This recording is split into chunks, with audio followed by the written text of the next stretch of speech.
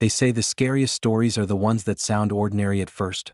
A walk home, a quiet apartment, a trip to the woods. But the truth is, fear doesn't need monsters or haunted houses. It hides in the spaces we think are safe, waiting for the right moment to show itself.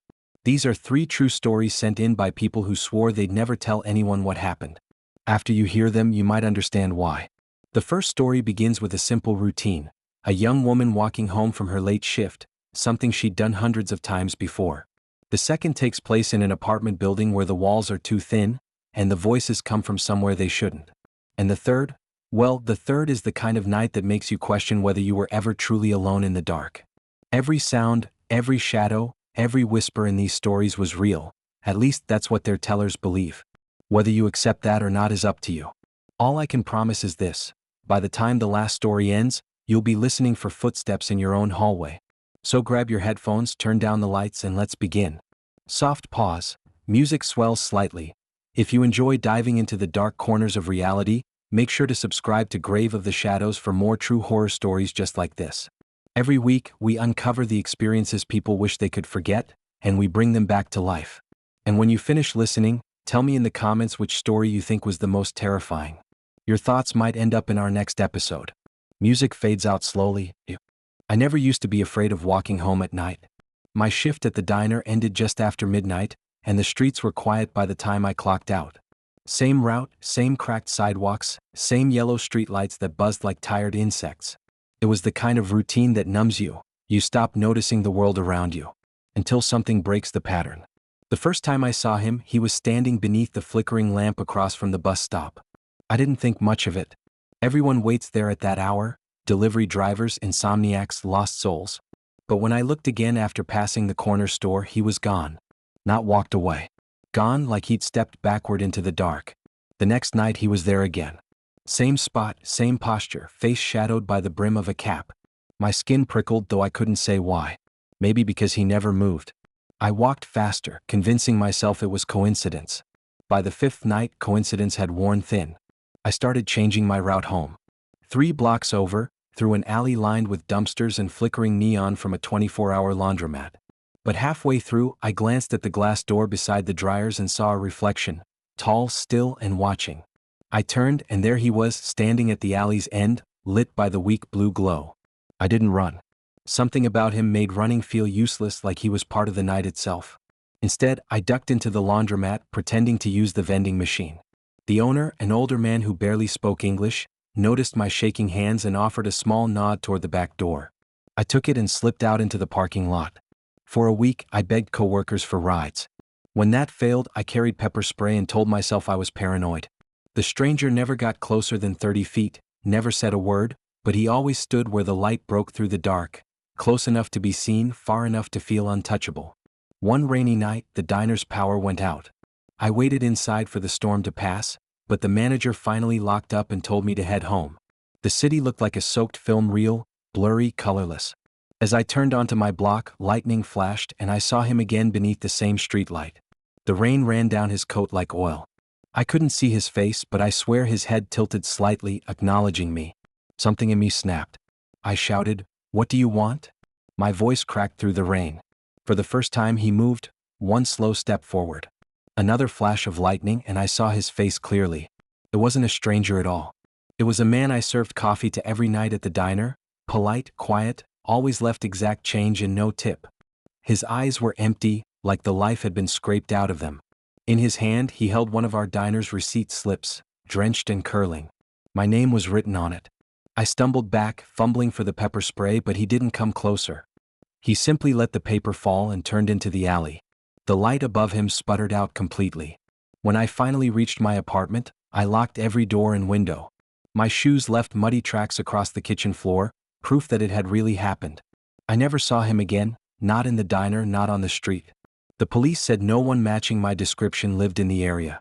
A month later, the diner got a call from a woman asking if we still had her father's things. She said he'd passed away 3 weeks earlier. Heart failure in his sleep. I asked his name.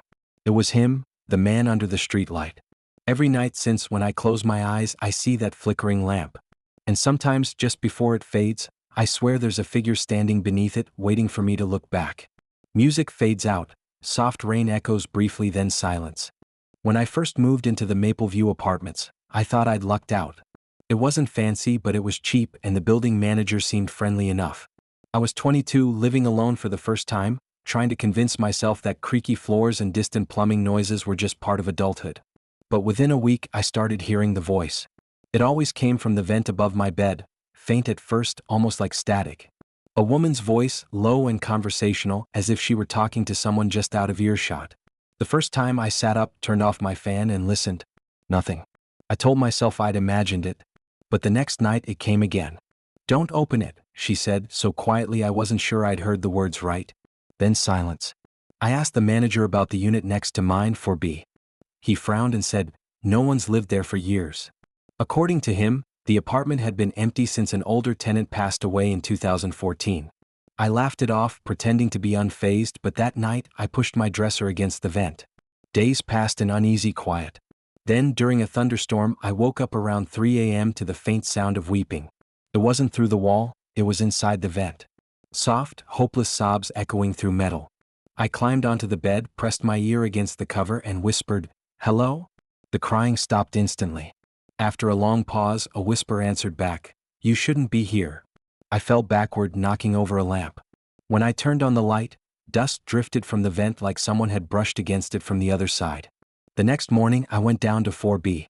The door was sealed with a rusted padlock and a sign that read, "No entry, maintenance use only." I stared at it for a long time, half expecting to hear movement. But there was only the faint hum of electricity. I told a friend and she joked about ghosts, but I could tell she didn't believe me. I didn't really believe myself either. Still, that night I slept with earbuds in, playing rain sounds to drown out whatever might whisper next. Around 2 a.m. my phone died and the room fell silent. That's when I heard it again, the same voice, only closer. "You shouldn't have moved the dresser." I froze. My dresser, the one blocking the vent, had scraped slightly against the wall like something was pushing it. My throat tightened as the whisper returned, louder this time, urgent, "It's open." My hand shook as I turned on my flashlight. The vent cover was gone. A black square gaped above my bed. I couldn't see anything inside, just deep shadow. I grabbed my coat and ran into the hallway. The building manager found me there the next morning, sitting by the stairwell like a sleepwalker. When he unlocked 4B later that day, the air that escaped was heavy, stale, almost sweet. The apartment was completely empty, no furniture, no signs of entry. Except, above the bed in the far room, there was a vent identical to mine. And on the inside of its cover, someone had written 3 words in thick black marker. "Don't open it." The manager called maintenance to reseal the vents, and I spent that night at a friend's place. When I came back the following day, my apartment door was ajar. Inside, everything looked the same except for the thin layer of dust on the bedspread and a single black hair resting on my pillow. I'm blonde. I moved out a week later. The day I left, I caught the manager standing by the elevator. He looked tired, almost apologetic. "You said you heard a woman?" he asked. I nodded. He hesitated. "Her name was Lydia. The one who died in 4B. She used to call the night manager through the intercom every night, said she could hear people in the vents. We thought she was losing her mind." I wanted to ask more, but the elevator doors closed before I could speak. Sometimes, when I stay in hotels or Airbnbs, I catch myself glancing at the vents before bed, half expecting to hear that whisper again. I tell myself it's over. But every so often, in the middle of the night, I wake to the faint sound of breathing, slow, careful, waiting for me to listen. It was supposed to be one night off the grid. No phones, no work, no noise. Just me and my best friend, Leo, camping at a forgotten lake tucked deep inside the state forest. The drive out was long, nearly 4 hours of winding dirt roads and overgrown trails, but that was part of the appeal. We wanted silence. We found it, too much of it. The air felt thick when we arrived, heavy with the scent of pine and wet soil. The lake's surface looked like a sheet of black glass, perfectly still. We set up the tent, started a fire, and joked about horror movies where campers disappear after hearing a twig snap. It felt good to laugh out there, surrounded by nothing but trees. By the time the fire burned low, the forest had grown unnervingly quiet. No crickets, no owls, just the hiss of dying embers. Leo pointed toward the opposite shore. "Do you see that?" A faint light shimmered through the trees, steady, not a flicker like a fire. It almost looked like a lantern moving slowly between trunks. I told him it was probably a ranger, but rangers don't patrol that deep at midnight. We watched it for nearly a minute before it blinked out, Then from behind us came the sound of footsteps, deliberate, pacing through leaves. We spun around with our flashlights, but there was no one there. The forest was empty. Leo tried to laugh it off, but I could hear the edge in his voice. Maybe it's an echo, he said. But echoes don't breathe. We both heard it, slow, wet breaths just beyond the tree-line. We tossed the rest of the firewood on the flames, making them roar higher. For a few moments, the light pushed back the dark. That's when we saw it. Someone, or something, was standing just past the glow, maybe 20 feet away. A human shape, still as a post. The firelight reflected off its eyes, or maybe off something glassy in its face. It didn't move, didn't flinch. Leo shouted, "Hey!" but the figure didn't respond. Then, almost mockingly, another voice called back from the shadows. His voice. Perfectly copied, same tone, same rhythm. "Hey!" We froze. I whispered, "Leo, tell me that was you." His face said everything. Without a word, we grabbed our flashlights and turned them toward the trees. The beam caught a figure ducking away, tall and pale, wearing something like an old gray parka. We ran to the tent, zipped it shut, and waited. For hours, we heard faint laughter circling the campsite, sometimes sounding close, sometimes far. It wasn't quite human. There was a mimicry to it, like someone trying to remember how to sound alive. At dawn, the forest seemed normal again.